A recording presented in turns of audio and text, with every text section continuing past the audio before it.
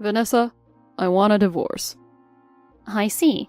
Regardless of the reason, I can't live with someone who has cheated. Let's get a divorce right away. I printed out the divorce papers on the computer and presented them to Scott.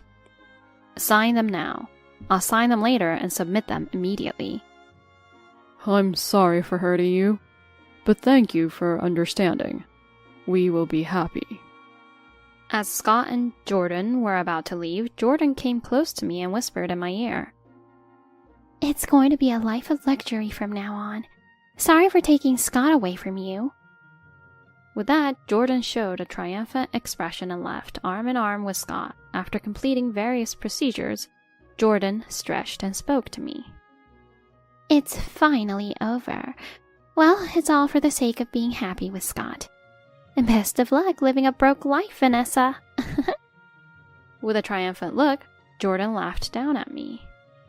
I remained silent, and Scott, looking puzzled, joined in the conversation. Why would Vanessa end up broke if we get divorced? Huh? Because if Vanessa divorces you, Scott, she won't have any cash coming in because you're the breadwinner and she's a housewife, right? Hearing Jordan's words, Scott burst out laughing. What are you talking about? We're the ones who are gonna end up being broke, right? My name is Vanessa. I'm a working housewife. My job is very busy, and I spend a lot of time away from home. Scott supports me, handling all the household chores in my absence. In other words, he's a dedicated house husband, managing all domestic responsibilities. We've been married for only 3 months. Despite being newlyweds and me not being able to help much with the household due to my frequent absences, Scott has never complained and always comforts me when I'm tired from work. I truly appreciate him. We had a peaceful marriage until someone came into our lives and turned everything upside down. One day, upon returning home, Scott spoke to me. Can I have my old pal come over sometime? That's fine, but it's unusual for you to invite someone over. I met my pal again after a long time. We hit it off and decided to meet again. I wanted to introduce my pal to you. Scott smiled as he told me about it, and I smiled back, influenced by his cheerful demeanor. I see. Thank you. I might be able to take next weekend off, so please ask your friend about their schedule. Alrighty. Thank you, Vanessa. Looking happy, Scott seemed to be sending a message on his smartphone right away. I've hardly ever seen Scott angry or in a bad mood. I love Scott for his kind and honest nature and his carefree smile. Scott's childhood friend's name is Jordan, and he was available to visit us the next weekend. This person meant a lot to Scott. It's clear that Scott's old pal must have been a fantastic childhood friend of his. I was also looking forward to meeting Jordan. The next weekend arrived. Today, Jordan was coming to visit our home. Scott's been busy in the kitchen since morning, making all kinds of tasty treats for his friend from way back. Scott's domestic skills were impressive, especially his cooking. Delicious-looking dishes were lined up on the table. Surely, Jordan would be pleased. Jordan seems to be nearby. Saying that, Scott left the house to meet up with Jordan. Our home is in a high-rise apartment with a concierge always present at the front entrance. To avoid confusion for our first-time visitors, we make a habit of personally greeting them upon their arrival. I wonder what kind of person he is. As I eagerly await their arrival, I hear the front door open. Come on in. Thank you for having me. When Jordan entered the living room, I was surprised. Wow, what an amazing room. It's so luxurious. I saw this woman looking around the room with a curious gaze. Scott, this person... Let me introduce you. This is my childhood friend, Jordan. Jordan, this is my wife, Vanessa. Nice to meet you. I'm Jordan. Oh, nice to meet you too. I quickly greeted her. I was under the impression that a guy was coming because Scott's childhood friend was named Jordan, which could be a girl or a guy. I wished Scott had mentioned that his pal was a woman. With a bit of discomfort, Scott and I decided to entertain Jordan nonetheless. When we moved to the dining table for dinner, Jordan naturally sat next to Scott. But aren't Scott and I supposed to sit together? I thought so to myself, but Scott seemed not to mind. It wasn't a formal setting, and without mentioning it, Jordan deliberately moved her chair closer to Scott. This house is incredible. The furniture is luxurious too. It's so lovely. Right? We can live like this thanks to Vanessa. Oh, really? Looks like you guys have each other's backs as a couple, huh? Jordan gazed up at Scott, not looking my way at all. I was just staring at the two of them conversing. Watching Jordan, who occasionally touched Scott while speaking joyfully, I felt uncomfortable. Scott didn't seem worried, but I could tell Jordan saw him as more than just a childhood pal. Keeping quiet so as not to spoil the mood, Scott suddenly turned to me and said, She's great, right? He truly thought so I answered with a forced smile. Yeah.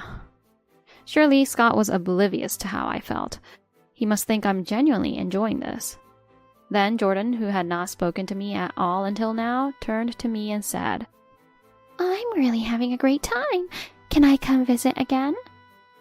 Jordan's expression was smiling, but her eyes were not. Seeing my vague response, Scott beamed, saying, I'm glad you two are getting along.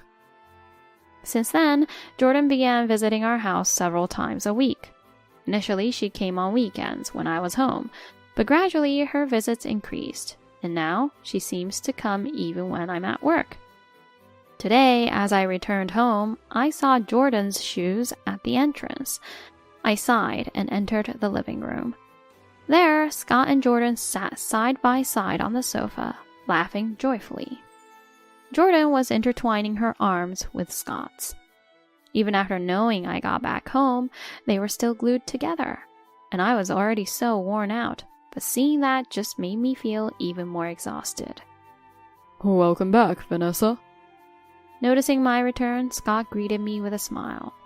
Jordan, without speaking to me, just said, Then I'll be going, and left the house. Jordan was here again? Isn't she coming too often lately? I spoke with a sigh mixed in. While preparing dinner, Scott continued. Yeah, she is. But Jordan recently got divorced and moved back to her parents' place. I think she feels lonely because everyone around her is either working or has a family, and she can't see them often. I feel sorry for her, but honestly, I don't like it when you two meet while I'm not around. It feels like you guys are being too close. I wish you'd understand where I'm coming from. Surely, Scott doesn't have any guilty feelings. He purely wants to help his troubled childhood friend. However, I couldn't feel positive about Jordan, who would casually touch Scott even in front of his wife or barge into a married couple's home during the day. Scott apologized and promised to cut down on hanging out with Jordan after I asked him to. For now, I had no choice but to trust Scott's words. But Jordan kept coming over to our house. She always showed up when I was at work, so I never ran into her. So why did I know about Jordan's visits? Whenever she visited, she would leave her perfume smell in the living room. It was pretty obvious she wanted to leave a reminder that she had been there. It was clearly meant to annoy me. She's not coming over as often as before, but she still comes by every week, so I once again voiced my concerns to Scott. I told her clearly, but when she starts crying at the entrance saying things like, it's tough or I'm sad, I find it hard to send her away. Unable to blame Scott any further, I just asked him to keep asking her to stop from coming over. Scott apologized each time, but the situation did not improve. About a month after Jordan's first visit, she continued to come to our house, and I was mentally exhausted. I wanted to stop Jordan's visits somehow. With that thought, I headed to a place I normally wouldn't go alone. That was Scott's parents' house. Perhaps since they're childhood pals, there might have been interactions between their families. I thought that might be a way to find a solution. I pressed the doorbell of my in-laws' house, though I was reluctant to do so. There's a reason why I usually stay away from here. Oh, Vanessa, it's just you? It's been a while, Pam. Seeing me alone, my mother-in-law, Pam, opened the door and immediately looked displeased. The reason I don't come over here often was because of Pam. She really hates me. So, what brings you here all of a sudden? No particular reason. I just hadn't been able to visit for a while, so I thought I'd say hello. You coming over here like this doesn't make me happy.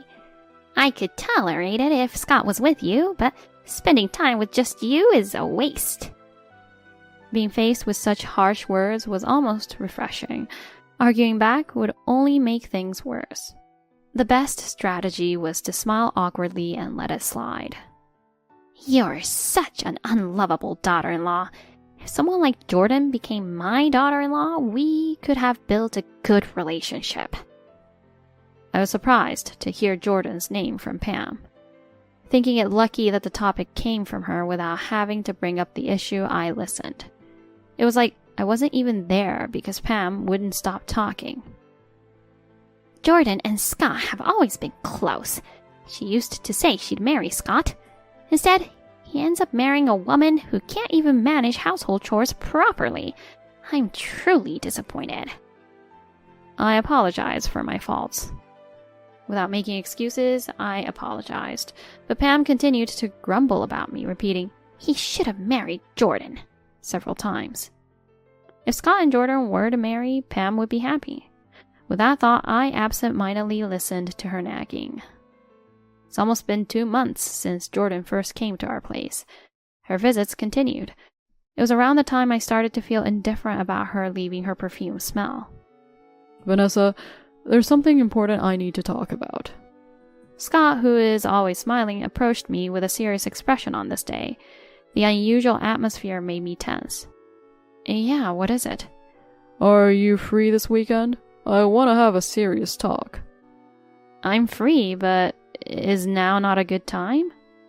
I think the weekend would be better. After saying he'd appreciate it, Scott left the living room. What could this important talk be about? When it's just the two of us, I thought we had a strong connection. Could this necessary discussion be about Jordan? A feeling of unease started to creep in. I was torn between wanting the talk to be done with and not wanting the weekend to arrive. And the weekend came, and it was exactly what I suspected.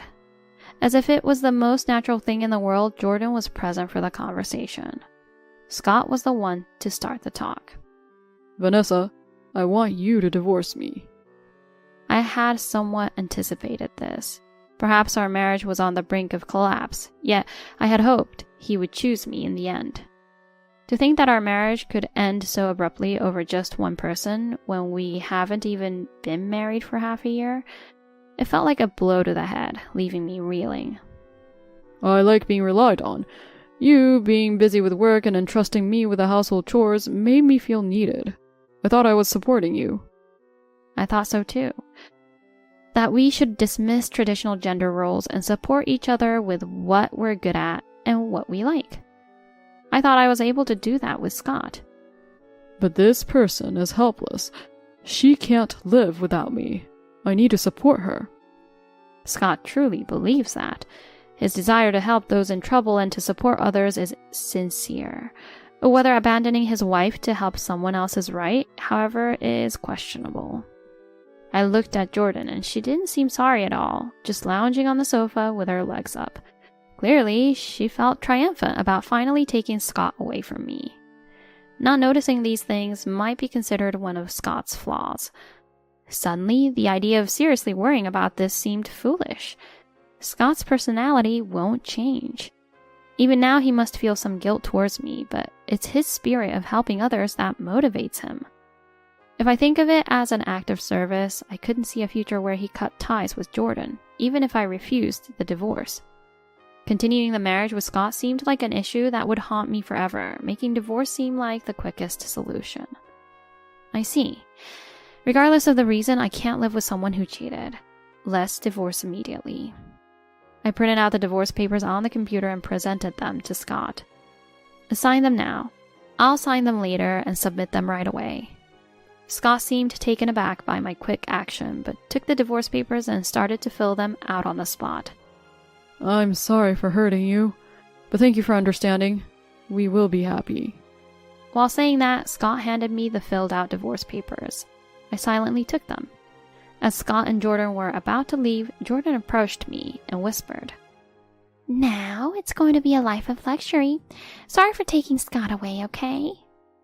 After saying that, Jordan showed a triumphant expression and left, arm in arm with Scott. She's clearly misunderstanding something, but I didn't feel like I needed to correct her at this point. Regarding the divorce, I decided to hire a lawyer and engage in settlement negotiations. Since we don't have children, the main point of discussion would be the division of property. Today, Scott, Jordan, and I were supposed to meet at the lawyer's office to discuss. Scott declared that he would essentially agree to my terms. Jordan wasn't thrilled about that, but it was only natural given they had hurt me.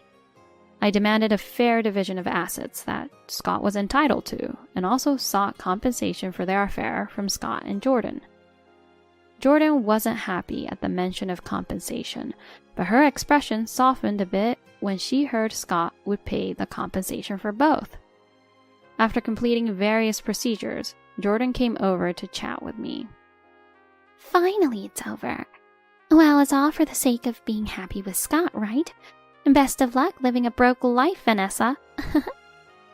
With a triumphant look, Jordan laughed condescendingly at me. I didn't respond, and Scott, looking puzzled, cut into the conversation. What are you talking about? "Well, because she's divorcing you, Scott, right? She's gonna be broke from now on. That's why I thought she'll end up eating nothing but cheap beans to save money. How pitiful." Why would Vanessa end up broke if we get divorced? "Huh? Because if Vanessa divorces you, Scott, she won't have any cash coming in because you're the breadwinner and she's a housewife, right?" Scott fell silent for a moment after hearing Jordan's words. Then suddenly he burst out laughing. What are you talking about? We're the ones who are gonna end up being broke, right? "What?" Jordan looked bewildered, glancing back and forth between Scott and me. I chose not to join in the conversation. Scott, holding his stomach, desperately continued. I told you Vanessa is a CEO. I never said I was the one working, did I? "You did say that, but I thought it was a joke."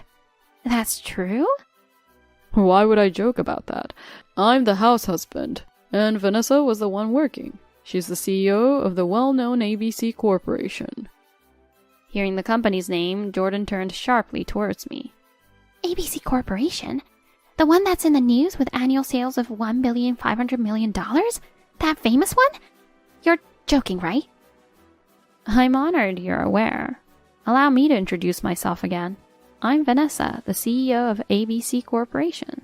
I took out my business card and handed it to Jordan. Jordan, dumbfounded, slowly accepted it. The business card clearly stated the company name. Jordan's hands were trembling. "How could this... But Scott, your mother was saying you're the one who was earning a lot. How is this possible?" Hearing this, Scott's expression turned to one of surprise. I figured out that Jordan and my mother-in-law were up to something, but I just kept my mouth shut and eavesdropped on their chat. Mom also misunderstood. Didn't you tell her, Vanessa? "Because your mother said it's unthinkable for a woman to earn, and that a woman should do all the household chores, saying not fulfilling your duties as a wife is the worst, among other things." What? That's ridiculous. She's so old-fashioned. Scott sighed, clearly exasperated with his mother's mindset. But I chose you over Vanessa, Jordan. It's not about the money, it's for love. You understand, right? While Scott spoke smilingly at Jordan, she remained stunned, seemingly unable to comprehend the conversation. Can we conclude our discussion here? You've agreed to the terms, right? Yeah, this concludes our procedures. I feel bad for hurting you, Vanessa. We'll keep our distance from now on. Good. Please make sure the person over there and your mother also stay away from me. Understood. Then, we'll be leaving. Scott supported Jordan, who seemed too shocked to walk on her own, and they left the lawyer's office. The look on Jordan's face when she found out her now husband was a house husband was priceless. Whether they can build a good relationship moving forward is highly doubtful. However, that's no longer my concern. Finally free from the hassle, I felt a weight lifted off my shoulders. Going back to being single again, I was leading a carefree life, busy with work, when one day my secretary reported that a woman was causing a commotion at the entrance, demanding to see me. It didn't seem like it was an issue related to work, and despite our employees' attempts to talk to her, she stubbornly insisted on seeing the CEO, leaving my staff perplexed. Although I had a gut feeling, I had my secretary lead the person to the waiting area and stay by my side throughout the meeting. As expected, Jordan was there in the reception room, visibly agitated and out of breath. I slightly regretted giving her my business card the other day. "What brings you to my company all of a sudden? And don't you realize that causing a scene at the entrance is a nuisance?" Well, I don't know your contact details, and when I tried going to your house, the concierge stopped me at the entrance and wouldn't let me in. I had no choice but to come here because I needed to talk. We settled everything during the last settlement negotiation, didn't we? I never wanted to see you again. I didn't come here because I wanted to. Jordan slammed the table, causing my secretary to frown, but I gestured for her to stay calm. Yes, that's right. I came here to complain to you. Complain to me? Yes, you said we settled the property division, but what's with that amount? For a major corporation's CEO, you sure are stingy. Jordan rambled on rapidly, clearly distressed. I'm not being stingy. That was a fair amount. Oh, stop joking around. It's the truth. Realizing she wouldn't back down easily, I decided to explain the situation. First of all, my marriage with Scott lasted only 6 months. I split my earnings from that period evenly. After Scott paid for both his and your compensation, it's natural that the amount you received was less than what was expected. Hearing about the compensation made Jordan pause. Scott had paid the compensation for both himself and her. Realizing why several tens of thousands had vanished, Jordan looked frustrated. Even so, why can't we live in that high-rise apartment? The house and the furniture, they're all marital property, aren't they? It's unfair for you to hog it all. Dealing with Jordan was becoming exhausting. I explained calmly, albeit reluctantly. I recall feeling uncomfortable when you first visited our home, looking around. Indeed, if we had purchased them after getting married, they would be considered marital property, as you mentioned. What do you mean? The high-rise apartment and all the furniture inside were bought by me while I was single. Hence, they are entirely mine. There was never any chance for you to live there. Faced with the harsh reality, Jordan was visibly shocked and muttered almost inaudibly. I thought marrying Scott would give me access to wealth, the high-rise apartment, and all the luxurious furniture. I hate to break it to you, but you were wishful thinking. But on the bright side, you have a loving husband who's a pro at doing chores. Embrace it. That's it! That's the problem! Hearing my words, Jordan seemed to snap back to reality and raised her voice. What now? Scott told me to work. He said I'm suited to be a house husband, so Jordan, you go out and earn. I married Scott thinking I wouldn't have to work and could live comfortably. One would naturally assume that if one partner stays at home to handle household duties, the other would work. And Jordan's case is peculiar, but in this context, Scott can't be faulted for expecting her to work. His ability to be a house husband was possible because of our arrangement where I was the one working. If you wanted a partner who enjoys working, someone like Scott who takes care of the household wouldn't be ideal. I've never really worked, having lived at my parents' all my life. I'm just doing part-time jobs now, unable to become a full-time employee, so I can't earn a stable income. Scott doesn't get mad, but he says, with my cooking skills, we can easily live off budget meals, so let's save money together as a couple. He's being all positive, saying things like that, and it's annoying. I see. That might be a bit troublesome. Scott's ability to take everything positively is a strength, but his lack of sensitivity can be irritating. Even if we live only on beans. As long as we're together, it's fine. I have the cooking skills to make beans exciting every day. He keeps saying that. I was happy thinking you'd struggle with your life. If I knew it would be like this, I wouldn't have married Scott. I don't need a man like him, so you should take him back. Jordan's irritation likely stems from not being able to live the luxurious life she envisioned. Being forced into a frugal life with a wonderful but financially unsuccessful husband is a result of her selfishness. Blaming me and venting on me might be her way of coping, even though it's all her fault. I couldn't care less about how you feel, and I don't need a cheating man either. Is that all you wanted to say? If so, please leave. With that, my secretary promptly called security without waiting for Jordan's response, escorting her out. I could hear her protesting in the hallway, but her voice faded away. Thanks to my secretary's quick thinking, I was able to avoid dealing with that person. I let out a sigh of relief, glad to be done with the situation. Since then, there were no more surprise visits from Jordan, and I was able to focus on my work peacefully. Just when I thought I could leave work early without overtime, I was suddenly grabbed by the arm. Startled and fearful, I slowly looked to find Pam glaring at me with fury. You finally came out. I've been waiting for hours and you never showed up. How could you not let me in and just turn me away?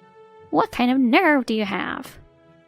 Jordan was one problem, but I had forgotten about another troublesome person, Pam.